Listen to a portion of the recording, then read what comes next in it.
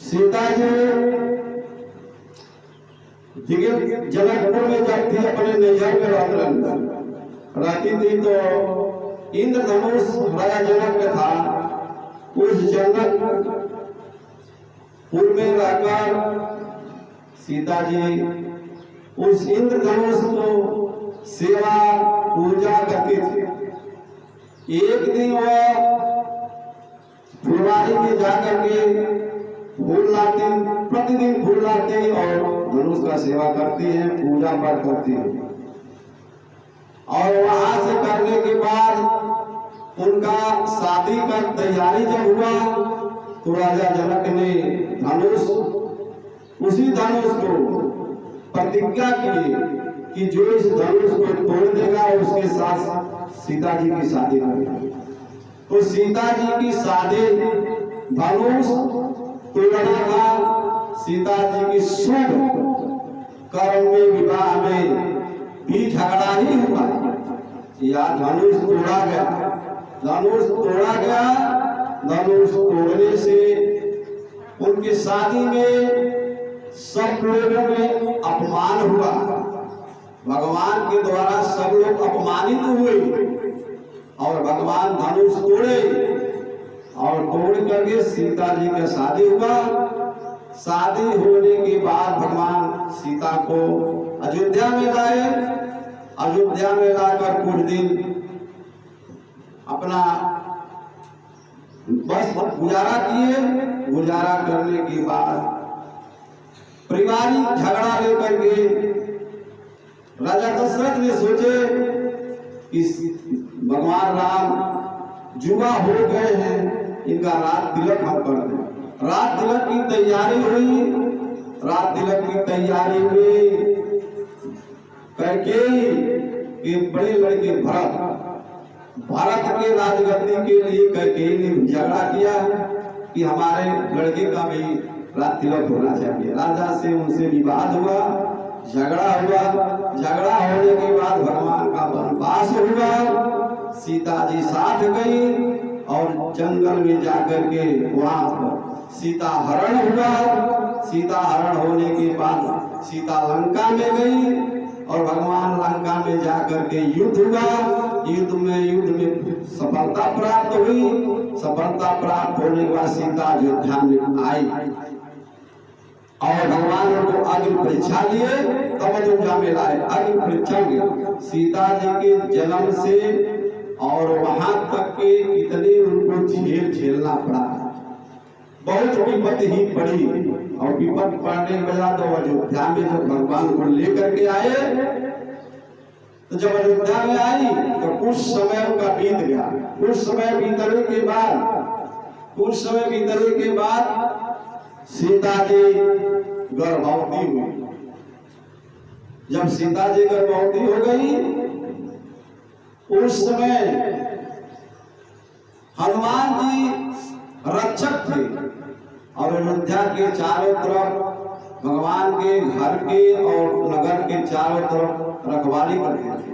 वहां पर कहा गया है, राम दूला दुआरे तुम रखवारे,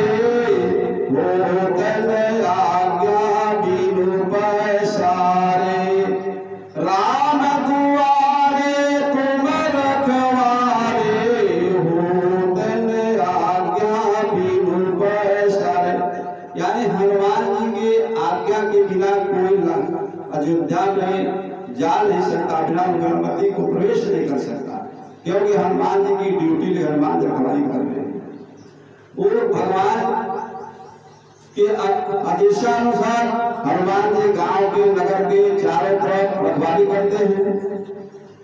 तो हनुमान जी का चक्कर चल रहा था। उस समय उस गांव में एक धोबी रहते थे। धोबिया अयोध्या में सरजू नदी में ही उसका घाट था। उस घाट पर अपना कपड़ा खींचता था। वो अपना कपड़ा खींच रहा था। कपड़ा खींचने में उसके भोजन पानी में बहुत लेट हुआ। जब लेट हुआ तो उसकी औरत रोज नित्य उसको भोजन पहुंचाया करती थी। उस दिन उसे लेट हो गया। गाय का धोया बड़ा क्रोध हुआ और क्रोध होकर के उसे व्यंग भाषा भी बोला। कहा देखो हम लोग मर्द नहीं हैं राम जैसा, राम ने छाड़ी हुई औरत को ले करके रख ली और हम वो आदमी है कि तो छोड़ रख बनाई। इस बात को हनुमान जी घूम रहे चक्कर काट रहे थे, उनको एक बात सुनने को मिला। हनुमान जी जाकर के भगवान श्री रामचंद्र जी से कहे हे प्रभु जी बड़ी अफसोस की बात है। भगवान के क्या हनुमान जी तुम्हें क्या हो गया, कौन सी तुम्हारे को आपत्ति आ गई कि ऐसी बात तुम बोल रहे हो। हनुमान जी ने कहे भाई प्रभु जी धोबिया जो है वो कपड़ा धोता है घाट पर, वो बोल रहा है हम लोग बात नहीं है जो राम जैसा वह सीता जी को हरण हुआ और छाड़ी हुई मेहरारों के लाकर रख लिए, तो हम लोग मर्द नहीं है, हम तुमको अगर घर से खेत देंगे फिर वापस नहीं लाएंगे। तो भगवान कहे राम ये तो बहुत अफसोस की बात है, चिंता की बात है। हमारे में कुल में कभी कलंक नहीं टीका नहीं लगा, हमारे खानदान में हमारे खानदान तमाम लोग श्रेष्ठ पुरुष पैदा हुए और दधीच हुए, श्रृंगी हुए, हरिश्चंद्र हुए, रथ हुए, अज हुए, दिलीप हुए, नाना प्रकार के लोग सत्पुरुष हमारे घर में पैदा हुआ। किसी के शरीर में ऐसा कलंक नहीं लगा। अगर हम सीता जी को रख लेते हैं तो हम बहुत बड़ा कलंक लगेगा। तो भगवान राम ने सोच विचार करके कहे कि हम कलंकित हो जाएंगे, इसलिए कलंकित हो जाएंगे। तो कहे हे लक्ष्मण जी एक काम करो। कहना क्या? कहा सीता जी को वन में ले जाकर के छोड़ दो आज। तो वन में और वो छोड़ दो, क्योंकि ऐसा कलंक ऐसा टीका हम सहन नहीं कर सकते। ऐसा ताना मार दिया धोरिया कि सीता जी को लक्ष्मण जी द्वारा वनवास होगा, वो वन को जाना पड़ा। जब सीता जी वन में चली गई, क्यों सीता जी वन में चली गई? कारण क्या था? सीता जी को भगवान ने घर से निकाला कर दिया। तो कारण यह था अरे कर्म प्रधान कर राखा जो जस करही सो तस फल चाखा। सीता जी अपने नैहर में कौन सा ऐसा कर्म कर दिए कि सीता जी जंगल में भगवान को छोड़वा दिए, घर नहीं रखे। तो उसमें सीता जी के जीवन में ये कहां से ऐसा कलंक उनको लग गया, कहां उनको ऐसा पाप हुआ कि वो उनको जंगल जाना पड़ा। तो कथा उसमें यह है सीता जी धनुष को पूजा करने के लिए राजा जनक की फुलवारी में गई थी और वहां एक पेड़ के डाल पर सुग्गा और सुग्गी दोनों बैठे थे और फल खाते थे, मधुर मधुर गीत गाना अपन गाते थे और फल खाते थे। उसी वक्त सीता जी उस फुलवारी में पहुंची और सीता जी रंग बिरंगे फूल तोड़ के अपने डलरी में रख रही है। तो सुगवा कह रहा है सुगिया से कि देखो न वही जगत जाननी माता यही है, इनका शादी राम से होगा, यही जगत जाननी है माता और भगवान राम से इनका शादी होगा और इनका चल के हम लोग पैर बंधुआ छू लें। माता जगत जननी माता है और हम लोग धन्य हो जाएंगे, हम लोग कृतार्थ हो जाएंगे माता का चरण पकड़ के। तो सुगवा सुगिया दोनों सीता जी के चरण पर जाकर गिर पड़ी। तो सीता जी ने दोनों हाथ से एक सुगा को एक सिक्की को दोनों हाथ से सीता जी पकड़ ली।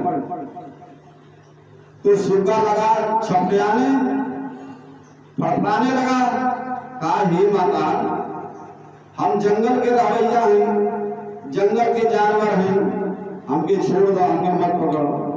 सीता जी कहली ना हम दोनों जनी के ले चलो घरे ये तो बताओ कि कौन मंगल सुबह सूचना हमके सुनौलो कि का कहत रहो बैठ के पेड़े पर डाल पर। तो सुगा का हे माता हम यही कहत रही हैं कि सीता जी जगत जाननी माता हैं। आज श्री रामचंद्र जी अयोध्या में अवतार लेंगे और माता सीता जी का जनकपुर में प्रकट होगी और सीता का शादी श्री रामचंद्र जी से होगा। ये तो हम कह रहे थे। तो माता जानकी ने कही तुम कहाँ सुने हो पक्षी के जात ये सूचना तुम्हें कैसे मालूम मिला कि सीता जी जनकपुर में अवतार लेंगे और श्री रामचंद्र जी अयोध्या में अवतार लेंगे और इनका शादी उनसे होगी, तुम्हें कैसे पता लग गया? बताओ पक्षी के जात होकर तुम्हें कैसे पता लगा?